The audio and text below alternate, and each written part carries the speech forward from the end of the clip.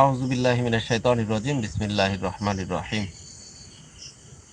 দেশ এবং দেশের বাইরে যে যেখান থেকে আমাদের সাথে যুক্ত আছেন তাদের সকলকে জানাই আন্তরিক শুভেচ্ছা, অভিনন্দন এবং সালাম। আসসালামু আলাইকুম। কেমন আছেন সবাই? আশা করি আল্লাহর অশেষ রহমতে সবাই ভালো আছেন। আলহামদুলিল্লাহ, আল্লাহর কাছে শুকরিয়া আদায় করতেছি আমরা সবাই ভালো আছি। তো বিষয় হচ্ছে, আমি কমিউনিটি পোস্টে সুন্দরভাবে কিন্তু আপনাদের জানিয়ে দিয়েছিলাম যে আমি অনেকটাই মানসিক টেনশনে আছি। কারণ একটা জিনিসের যদি ওয়াদা করি, সেই ওয়াদাটা যদি আমি পূরণ না করতে পারি, মানসিকভাবে আমি শান্তি পাই না। কোনো সময় সম্ভব না।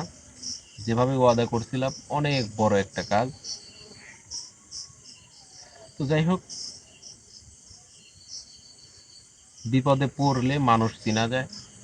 বিপদে পড়লেই মানুষের আসল রূপরেখা জানা যায়। মানুষ চলাচল ক্ষেত্রে বিপদে পড়বে, এটাই স্বাভাবিক। অস্বাভাবিক কোনো কিছু না।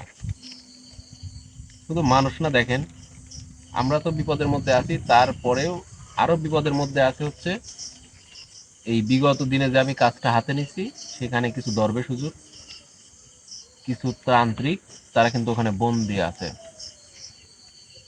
তার মানে তারাও কিন্তু বিপদে।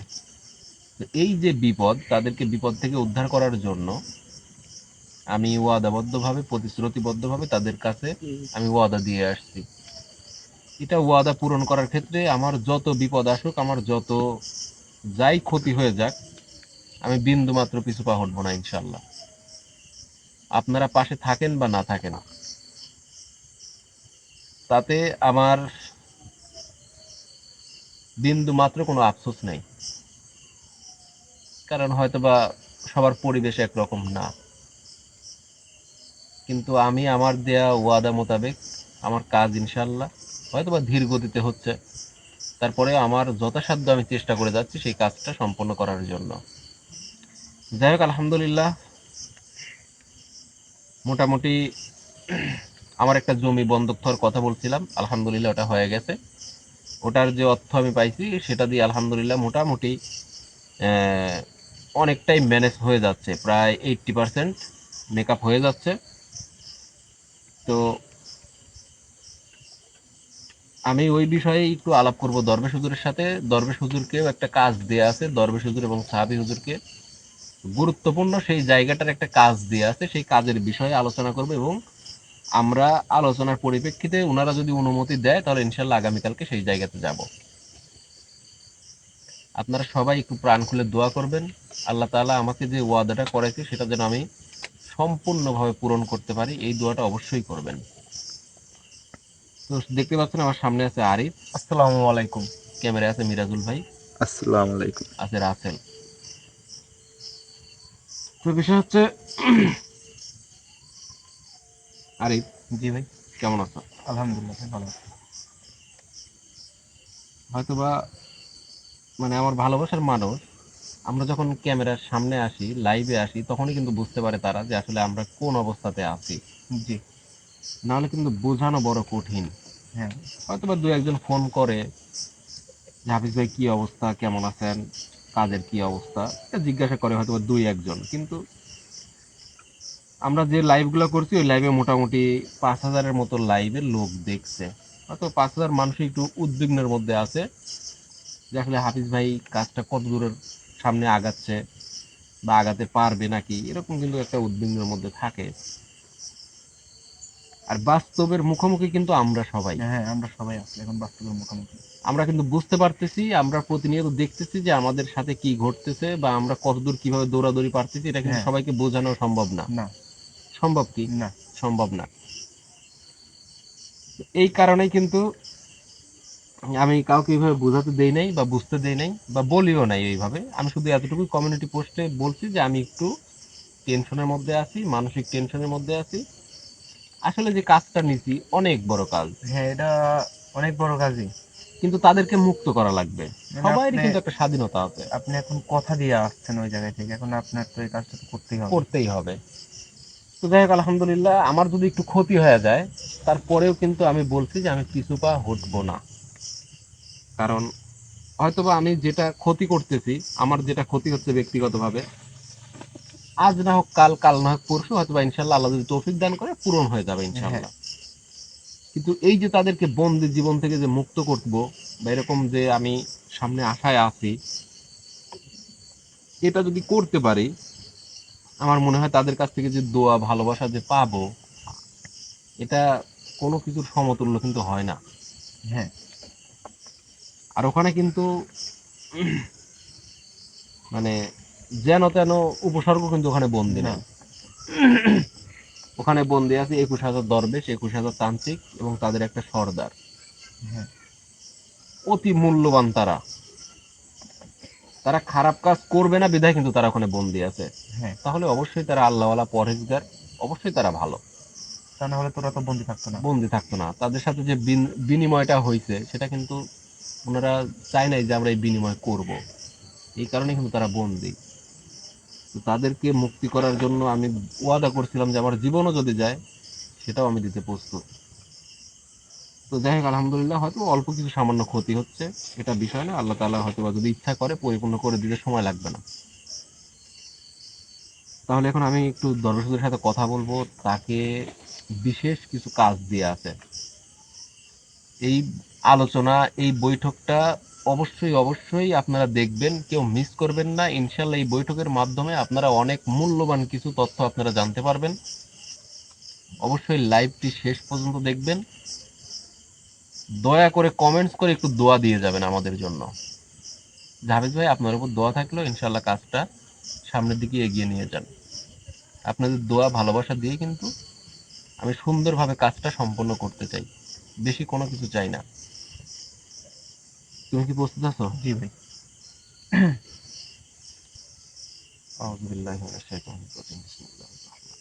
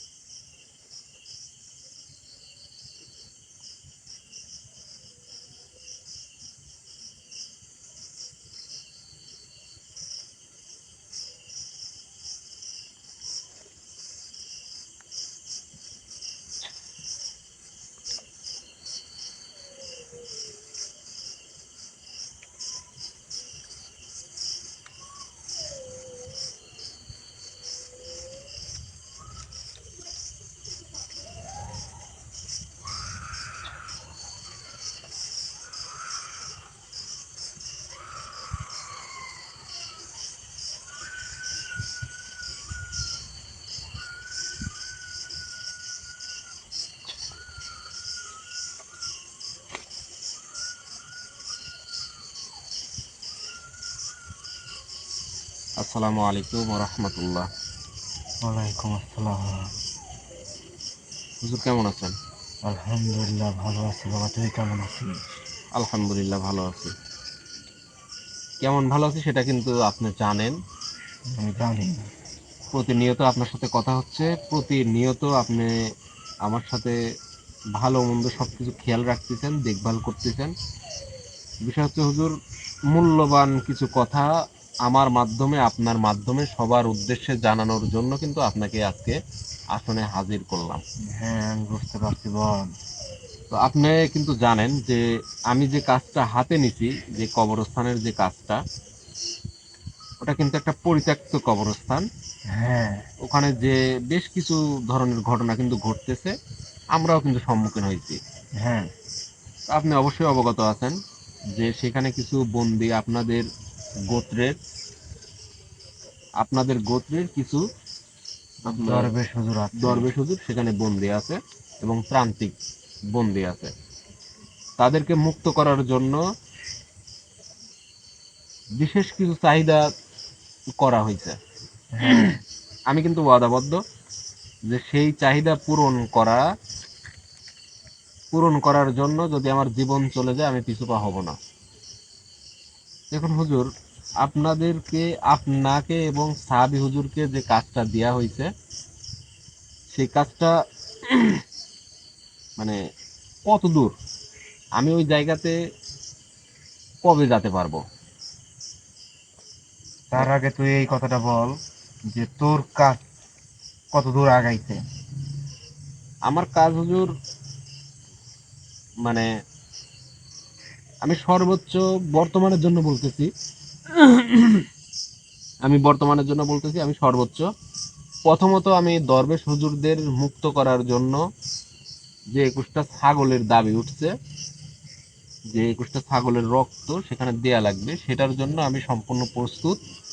আমার সাথে হয়তো বা দুই একজন যোগাযোগ করছে, আলহামদুলিল্লাহ আমি তাতেই সন্তুষ্ট, তাতে কোনো সমস্যা নেই। আমি এটার জন্য প্রিপারেশন নিচ্ছি, আমি প্রস্তুতি নিচ্ছি। আমার একটা জমি ছিল, সেটা আমি বন্ধক দিয়ে দিছি, ওখান থেকে আমার কিছু অর্থ আসছে, সেই অর্থ দিয়ে এবং যারাই দুই একজন হালকা সহযোগিতা করছে সেটা দিয়ে পরিপূর্ণ করে আগামীকালকে আমি একটা হাটে যাব, আমার সাথে যারা আছে সবাইকে নিয়ে একটা হাটে যাব, সেখানে গিয়ে তাদের যে চাহিদাটা সেটা ইনশাল্লাহ 21টা খাসি আমি কিনে নিয়ে আসবো, আসার পরে সেইভাবে আমি কাজটা সম্পূর্ণ করব। মানে আমি আপাতত চাচ্ছি যে আমি দরবেশ হুজুর যেগুলো আছে তাদেরকে মুক্ত করার জন্য আমি এটা নিচ্ছি। তারপরে যদি আল্লাহ যদি মুখ তুলে তাকায়, যদি আল্লাহ যদি তৌফিক দান করে, আপনার গোত্রের যে দরবেশগুলো আছে তাদেরকে মুক্ত করার পরে যদি আল্লাহ রহম করে, আল্লাহর রহমত যদি আমার উপর বর্ষিত হয় আপনাদের দোয়ায়, ইনশাআল্লাহ আমি সেই তান্ত্রিক গুলাকে মুক্ত করতে পারবো। বুঝতে পারছি। এখন আপনি বলেন, আপনার আপনাকে এবং সাহাবী হুজুরকে যে কাজটা দেওয়া হয়েছিল সেই কাজটা কত দূর এবং আমি সেখানে কবে যাব? আমরা কাজটা সম্পূর্ণ করেছি। ওই জায়গায় যে মানুষ রূপী যে তান্ত্রিক আছে, জি। যে এই কাজটা করতেছে, তাকে আমরা বশের মধ্যে নিয়ে আসছি। আগামীকালকে তুই ওই জায়গায় যাবি, যাওয়ার পরে আমি এবং সাবি হুজুর ওকে ওই জায়গায় হাজির করব। মানে আপনাদের কাজ মোটামুটি সম্পূর্ণ? হ্যাঁ, সম্পূর্ণ করেছি। আলহামদুলিল্লাহ। তাকে নিয়ে আসতেছেন যে অঘরী ত্রান্ত্রিক, হ্যাঁ, তাকে যে নিয়ে আসবেন, সম্পূর্ণ প্রক্রিয়া আপনাদের শেষ? আমাদের সম্পূর্ণ প্রক্রিয়া শেষ, কিন্তু বাবা এখানে একটা শর্ত আছে। কি শর্ত?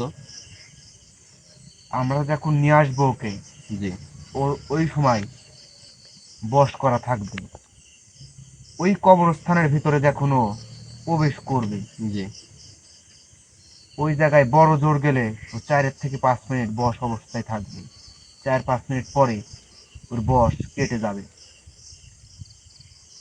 এখন তুই ওই জায়গায় তোর যে করণীয়, ওকে তুই বেঁধে রাখবি কি কি করে রাখবি, এটি তোর দায়িত্ব। ওই জায়গায় কিন্তু পরবর্তীতে ওর বর যখন কেটে যাবে, আমরা কিন্তু কিচ্ছু করতে পারবো না। ওর বশ কাটার আগে তুই ওকে বেঁধে রাখবি না কি করে রাখবি, এটি তোর দায়িত্ব। তুই আচ্ছা, ওটা দেখে আমি রাখবি। যতটুকু বুঝতে পারতেছি মানে আপনাদের দুইজনের দায়িত্ব আপনার কবরস্থান পর্যন্ত তাকে শুধু আনার। হ্যাঁ, আমরা নিয়ে এসে দেবো। আচ্ছা, সমস্যা নাই। আপনাদের কাছে এতটুকুই আমার দাবি, আপনারা দুজন মিলে সুন্দরভাবে তাকে বশীকরণ করে তাকে ওই কবরস্থান পর্যন্ত নিয়ে আসেন, বাদ বাকি ব্যবস্থা ইনশাল্লাহ আমার। তাকে হয়তো বা বেঁধে হোক আর যেভাবেই হোক সেটা রাখার দায়িত্ব আমার। কিন্তু মূলত আমি একটু আপনাদের কাছে ক্লিয়ার করতে চাই, সেটা হচ্ছে যে ওই প্রান্তিকে এই কারণে ওখানে নিয়ে আসতেছি, তার মুখ থেকে তার মুখ থেকে অতি মূল্যবান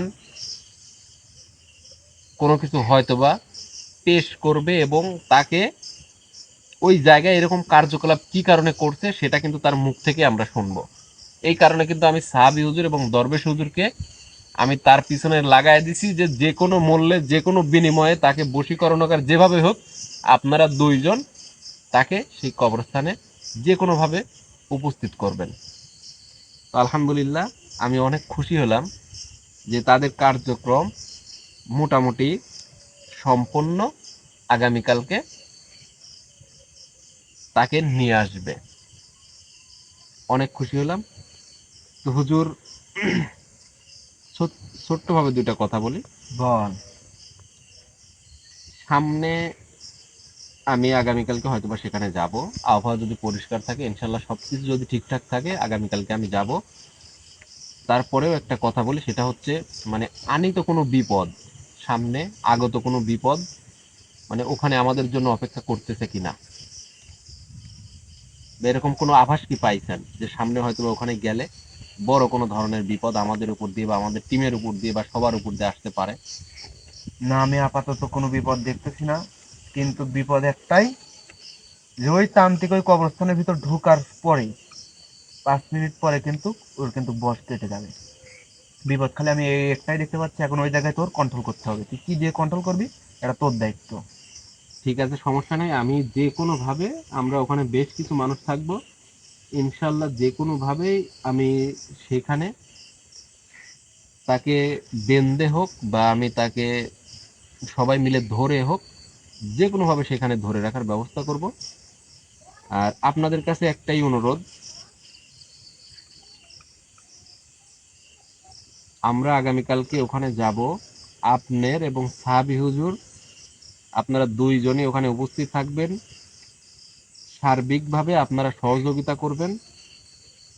জানি না আল্লাহ তাআলা কপালে নসিবে কি লিখে রাখছে, তারপরেও আমাদের চেষ্টার কোনো কমতি থাকবে না, কোনো কমতি থাকবে না আমাদের চেষ্টার।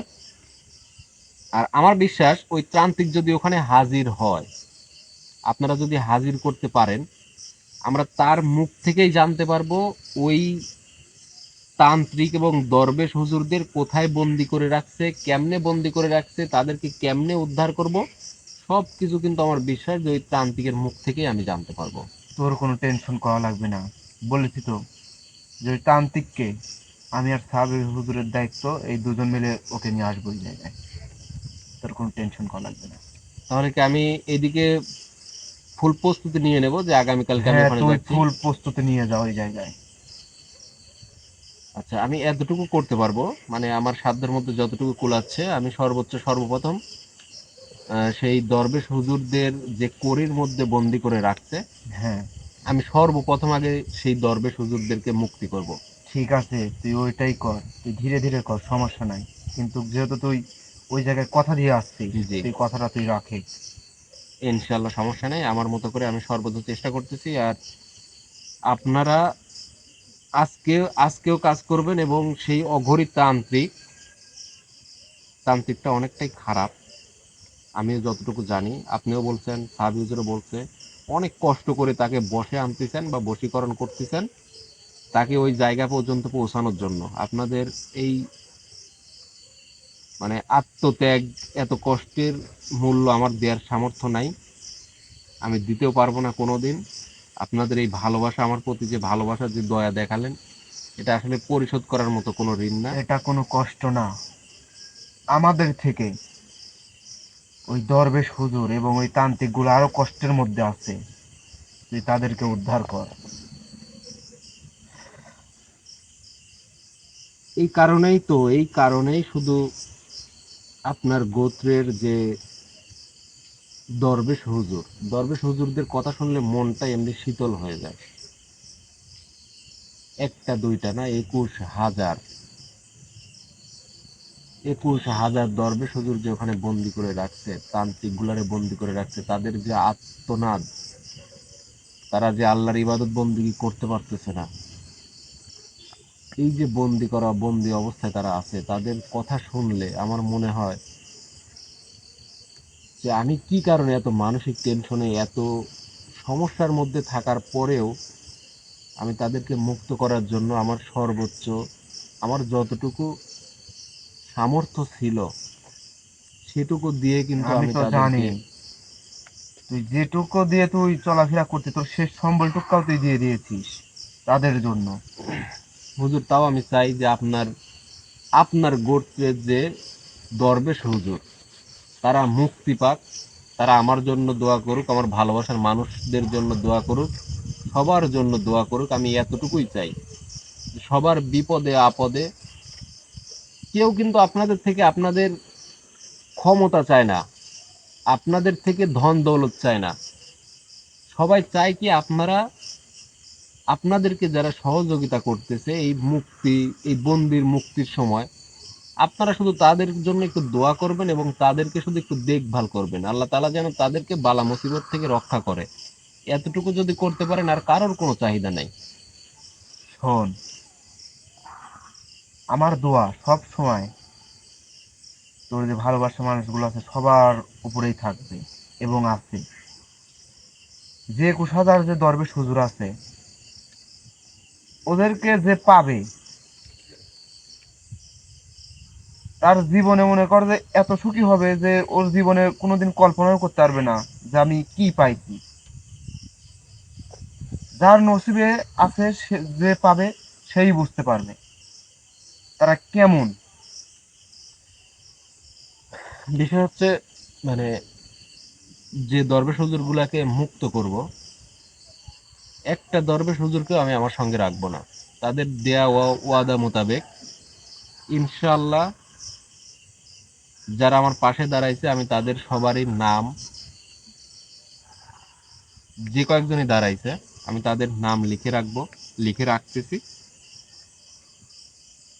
ইনশাআল্লাহ তাদেরকে মুক্ত করার পরে এই জিনিসটা করিটা ওনারা তো মুক্ত হয়ে যাবে। আপনারা আবার ভাবতে পারেন যে হুজুর, ওরা তো, আমি যদি করি নেই তাহলে দেখা যাচ্ছে যে ওনারা তো আমার সাথে আবার করির ভিতরেই বন্দি থাকবেন। না, ওনারা করিটা এমন ভাবে তৈরি করা হয়েছে বা এমন কোনো কিছু করে রাখছে সেই করিটার মধ্যে, যে ওই করিটা যার কাছে থাকবে তার সম্পূর্ণ ভালো মন্দ দেখভাল সবকিছু করা বা তাদের খেয়াল রাখা, তাদের সাথে চলাচল করা, এরকম কোনো কিছু করার দায়িত্ব থাকবে দরবেশ হুজুরদের। একটা করির সাথে 1,000 দরবেশ হুজুর আছে, আর তো কোনো কিছু প্রয়োজন হয় না। একটা উপসর্গ কিন্তু আমাদের সামনে এইভাবে আসে না, আপনিও কিন্তু দেখতে পারবেন না, কিন্তু তারা ছায়ার মতো সর্বসময় বিন্দুমাত্র আপনার ক্ষতি করবে না, ছায়ার মতো সবসময় আপনার সাথে থাকবে। এতটুকু প্রতিশ্রুতি দিয়ে রাখছে। তো যাই হোক, ইনশাল্লাহ বেশি কথা বাড়াবো না। দরবেশ হুজুরের সাথে আমার ব্যক্তিগত আরো কিছু কাজের জন্য কথা বলা লাগবে। তো আপনারা সবাই দোয়া করবেন, আগামীকালকে আল্লাহ যদি আবহাওয়া পরিষ্কার রাখে ইনশাল্লাহ সেই জায়গায় যাব। সেখানে দরবেশ হুজুরদেরকে মুক্ত করার জন্য আমি আমার সর্বোচ্চ চেষ্টা করব এবং সেই অঘোরী তান্ত্রিককে কিন্তু সেই জায়গাতে হাজির করব। অবশ্যই অবশ্যই আপনারা আগামীকাল পর্যন্ত অপেক্ষা করবেন। ইনশাল্লাহ বাদ বাকি সবকিছু দেখতে পারবেন। সবাই আমাদের জন্য দোয়া করবেন। ভালো থাকবেন, সবাই সুস্থ থাকবেন। আসসালামু আলাইকুম ওয়া রাহমাতুল্লাহ।